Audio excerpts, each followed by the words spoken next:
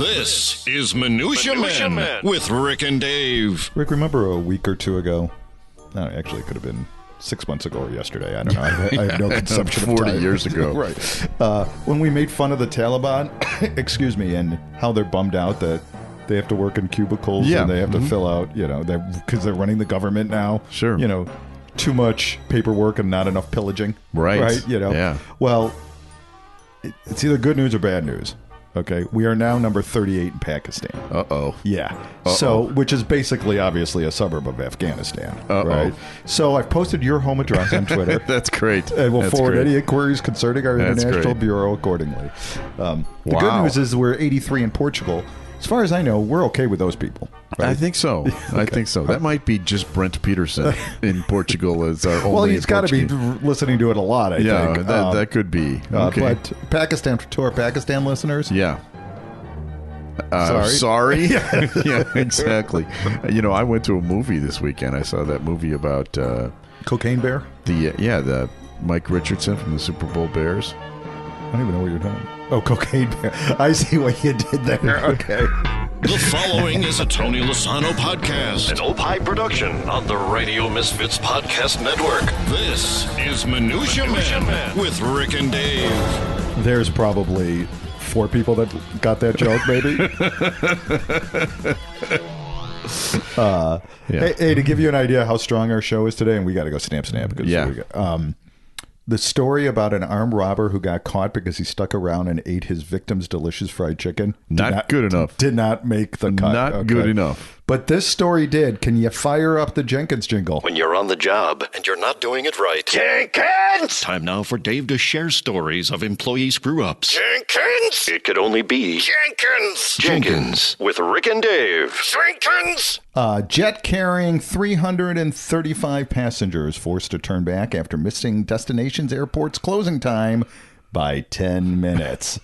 A Japan Airlines plane was forced to return to Tokyo this week after being refused at a regional airport for arriving 10 minutes after the cutoff time. Wow. Flight 331 left Tokyo at 8 p.m. on February 19th, over an hour after its planned departure. The plane, which was expected at 8:30, did not arrive at Fukuoka until around 10:10 p.m. But because Fukuoka Airport enforces a very strict 10 p.m. cutoff time, JAL 331 was not cleared to land and was forced to make a 5-hour journey back to Tokyo. And my question to you, Rick, is when did your mom start running the Fukuoka Airport? It's funny you say that because that's exactly what I was thinking. And I was also thinking that I totally understand now how they were allies during the war, right? I mean, that's the Axis powers we're talking about there. Those bombs were punctual. They were right on the spot, and they were punctual. They may have had some bad days, but they were never not on time. Never. Passenger Yoshi Tanaki told JPC News that she was looking out the window while the aircraft was descending and noticed that all the lights of the airport started to being turned off as they were descending. Doesn't it sound like the airport is run by like teenagers at a Wendy's? It's me on Halloween night. When that last little Twix bar, that fun-sized Twix bar, is that like, screw it, we're done. Yeah, exactly. Another passenger, Haruto Sengai, lamented that he actually missed the birth of his first grandchild because of delay. Wow. But not everybody was upset. Helmut Guggenheim from Dusseldorf, Germany, simply stated that rules are rules. The papers were not in order. Exactly. We were late. It's not their fault. Okay. With my mom, it was if you weren't 15 minutes early, you were late. Yeah, I mean, exactly. She would get to like people's houses a half hour before parties began. And you ring the doorbell and the they're out of the shower. Yeah, they're in the shower. They got their hair net up. Well, I have a story for you. This one, Dateline, Charlotte, North Carolina. No. Panav and Victoria G or Ja were celebrating their Saturday ceremony to get married. Oh, yeah, it's very nice. Yes, the Raz, is that their name? I think that's the Jaz. I love the Jaj. Well, here's what happened. They were staying at the Grand Bohemian Hotel in Charlotte, and their elevator got stuck between two floors. This is how Panav described it. We go up maybe 5 feet, and then it just stopped. The door was slightly ajar, so I was like, that's not normal. The Charlotte Fire Department responded to the scene and soon discovered the situation was different from their usual elevator rescue calls. They had to go through all their normal troubleshooting, and then they realized they were going to have to get everybody out by a rope. So they had to go up. Like rappel? Pull the rope down with a little seat on it and pull everybody up through the thing. Sure. So, I mean, it took 2.5 hours. Okay. Now, some people... Now, if it was my wedding, the photographer would have been there taking a picture. Some would say the universe is trying to tell this couple... Yeah, maybe things are right. But I'm here to say, don't read too much into this, Panav and Victoria, because I, too... entered a marriage with some ominous signs. Before I got engaged, my boss ruined the engagement by telling on the radio to Bridget that it was coming. Was it on radio or no? It was in the hallways, which I thought was really who did it? Gary Meyer, yeah. And he just went up to her and said, "Hey, Rick's going to ask you to marry him on New Year's Eve." Why would you do that? Because you're a dick.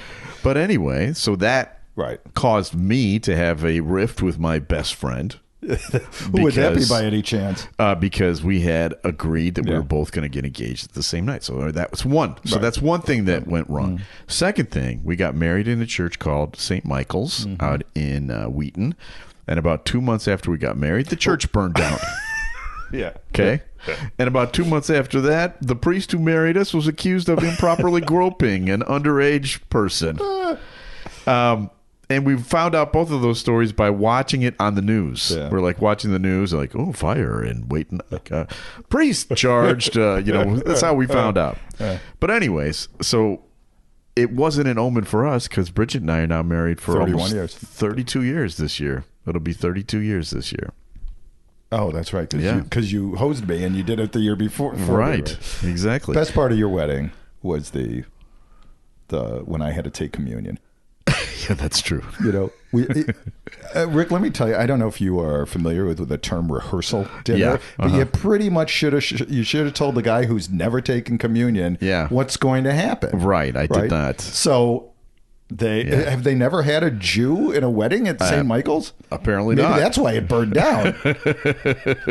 And then, of course, during the ceremony, when it was showtime, I got up there. And you were first in line. I was first in line.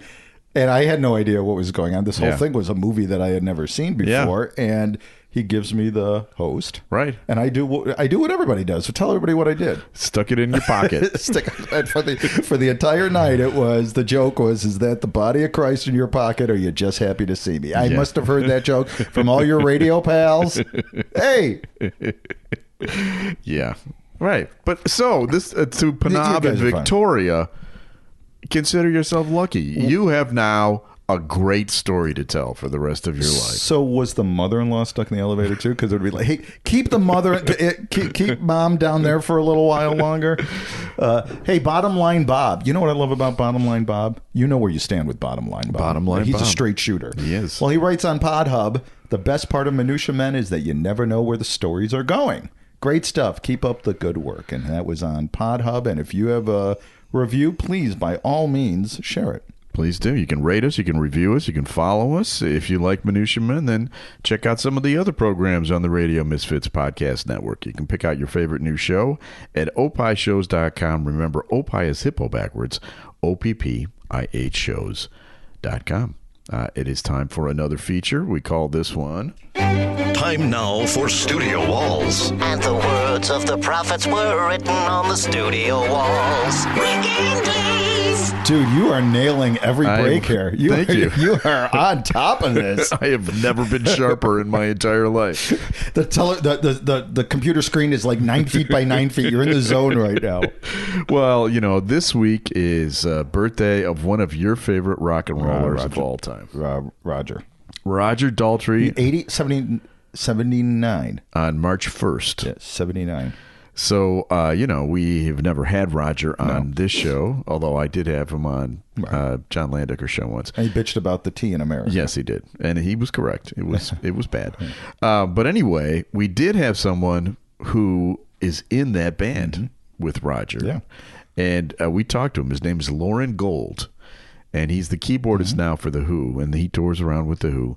But he got his start in Roger's solo band. And that's kind of that's a clip I want to play for you today on the show. This is Lauren Gold from about 2 years ago telling us the intricacies of dealing with Roger. I ended up getting a phone call from a buddy of mine asking me, buddy of mine who plays with the Eagles, saying, do you want to audition for Roger Daltrey?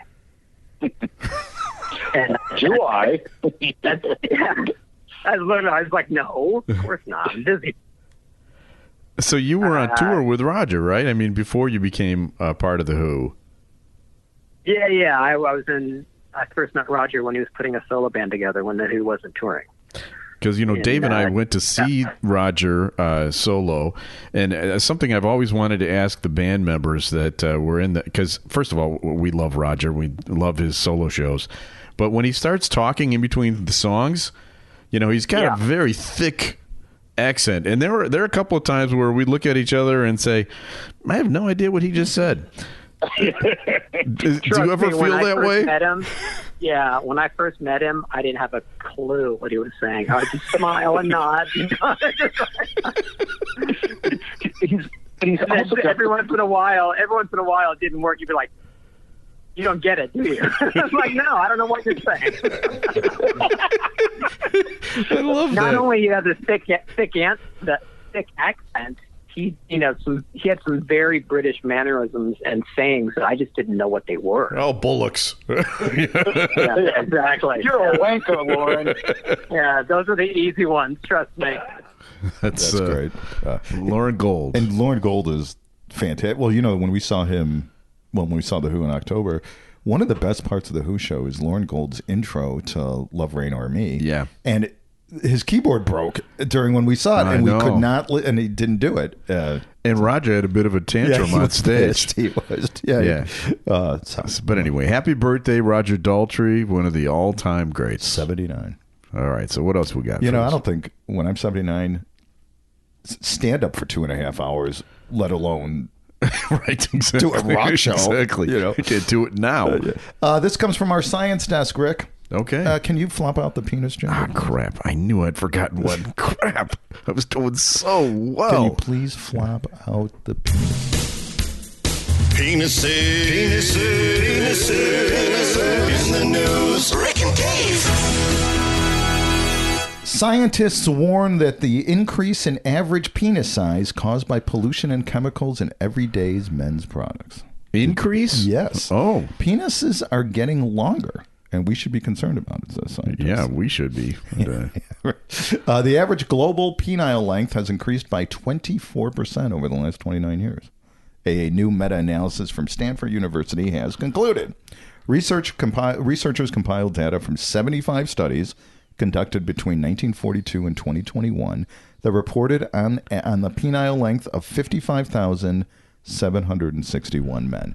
They found that the average erect length of a penis increased from 12.1 centimeters to 15.24 centimeters. I use the metric system. Yeah, exactly. Is that 15 centimeters? Right. You better believe it. But chief among the possible causes is the prevalence, this is what they're surmising, of harmful chemicals and pesticides in our hygiene products and pesticides in general. Sperm counts are also low. They've decreased by 59% from 1973 to 2011. Wow. So the fact that we were able to impregnate our wives... Between the two of us? Six. Well, we had like another 6 that didn't quite go to well, that's true. So, yeah. So now, as you know, I'm a marketing genius. Right, with that coveted master's degree in advertising. Yes. So I'm thinking with a little panache and rebranding, this could be huge for the harmful chemical industry, right? Oh my God, I didn't even think of that. So it's a new unique selling point. Oh my God. So that's genius. The obvious one, of course, is to change the word or the term pesticide to pesticides. Oh. Huh? Good. Okay.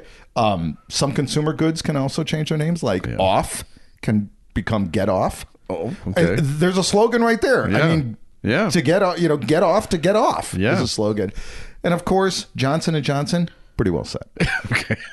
They don't really have to No do changes They don't needed. really have to do that. So there you go, kids. Well, I've always been able to tell the exact length by eyeballing it. Okay. Right. And here's how I do it. All right, this is a technique. Anybody can do this at home. Grab a pen, any pen. All right, doesn't matter how big the pen is. 16 inches. Yeah, whatever size the pen is. Yeah. Hold it the way you'd hold it with like your thumb and your finger, your forefinger, your first finger, your index finger. Then drop the pen. All right. Okay. When you lift your hand up in the air, that's 6 inches. That's how. That is the best way to make that judgment. All right. Well, I have a story for you. Last month, this story just resolved itself this morning. This is very exciting. Yes. Timely. Last month, a miracle took place in the Caribbean Sea. A man from Dominica named Elvis Francois was rescued after being lost at sea for nearly a month. Now, he's a 47-year-old guy, had been working on his boat in St. Martin when the weather turned for the worst. And since he since he couldn't reach his friends, he realized all he could do was wait and make do with what he had at hand. All he had was a bottle of ketchup, some garlic powder, and Maggi. Maggi is like a thing you put in your soup to flavor it. Okay. All right, just little droplets here. After hearing that he'd survived on ketchup alone for a month, Heinz began looking for him. The marketing gene, they've got a Dave Stern working in Heinz, probably. They began looking for him in hopes of getting him a new boat. To reward him for living on ketchup. Doesn't want to go back on a boat? Would you go back on a boat if you were? Having reached... Now, they've looked for him for a month. Yeah. And they couldn't find him. They went on Instagram. They had 4.8 million people on Instagram looking for this guy. And they finally found him this morning. Really? We're recording this on Monday. They found him this morning, and they wanted to offer him a new boat. And I have a feeling that he will take them up on that offer unless they make him eat even one tiny smidgen of ketchup ever again. Right. Because after a month of it, I mean, it's bad enough, like day 2 of ketchup. Day 3, maybe. Even if you got garlic powder to spice it up a little bit, maybe put some Maggi in there. A good chunk of Maggi. So he can go to the Wiener Circle in Chicago and not have any problem because he's never going to go, can I put ketchup on the hot dog? That's right, exactly. Right? So he's welcome in Chicago. Anytime. Yeah. That's exactly right. Go to Wrigley Field. You can go to Comiskey Park. Well, on the South, do you know that Southsiders, they do put ketchup on their hot dog? The no that ketchup explains a lot. The no ketchup thing is basically a North Side thing. Is it? Yeah, I didn't know that until I worked at Case Paper on the South Side, and people are putting ketchup on their hot dogs. Well, it's also a German thing because the flavor of mustard goes well with sausage, and ketchup does not. And in Germany, they sell all sausages, including Frankfurters, which are hot dogs, only with mustard. Okay. And so that's it. We've got 2 German little tidbits for you today. Well, the mayoral election is tomorrow.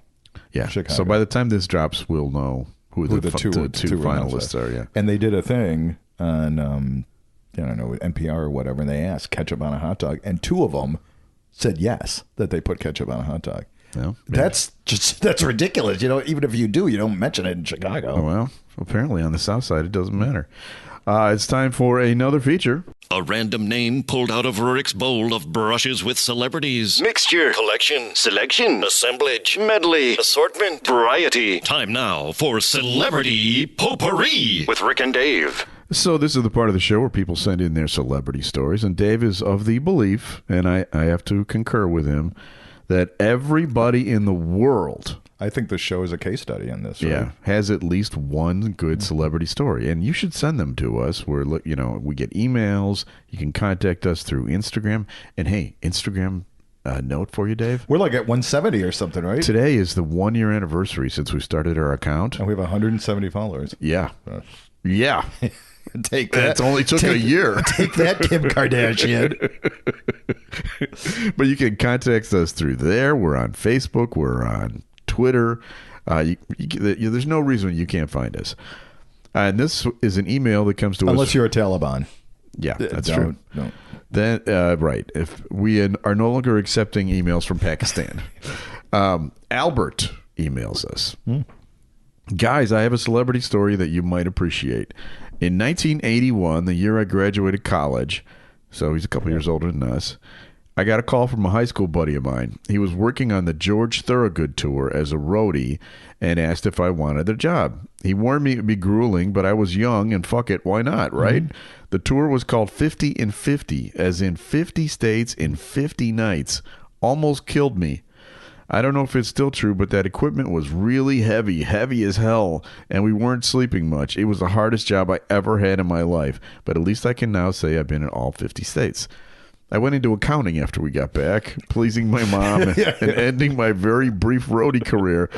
The question I get asked the most when I tell people about this story is, did I ever have a bourbon, a scotch, and a beer with George? Yeah. And the answer is yes. Really? But not at the same time. And doesn't he drinks alone too? Doesn't George drinks alone? Oh. Yeah, but that's the story. Didn't we see George in Champaign? Didn't he play? Yeah, he played in Champaign. I saw him there. I remember seeing that. Well, great story. Thanks, Albert. Yes. And again, send us your stories. We will share them on the podcast. So, Dave, we have another show other than this fabulous show, Minutia Men. There's a show called Minutia Men Celebrity Interview, hosted by you and me, as it turns out. It's not someone stealing our brand. No, because that's a big concern. Right. And if you go on there now, we have an interview with somebody named Sainty Nelson. Right, and Sainty Nelson, you may not know her by name. Right. And you may not even know her by face, although she's been a lot, but you know her voice. She's she's a really, really famous voiceover talent. In fact, she is right now on the she's the star of the #1 kids show in the world right now. Right. It's Gabby's Dollhouse, and she plays Pillow Cat, which I think is the star. I haven't watched a lot of Gabby's Dollhouse, I'm going to be honest with you. But I assume she's really important. And we talked about her, I don't know. She talked about her career, and we talked about... Yeah. Her husband is Eric Nelson, who's in the show 1883, which won a couple of SAG awards last night. So very nice lady. We had a lot of stories. She's an Emmy winner. We talked about a lot of cool stuff, and she's a youngster. She's like 30 years old. Yeah. And Dave and I are... She never saw George Thorogood. Yeah, that's right. She never was a roadie for George Thorogood. In fact, she wasn't even born yet. But anyway, Sainty Nelson, check it out.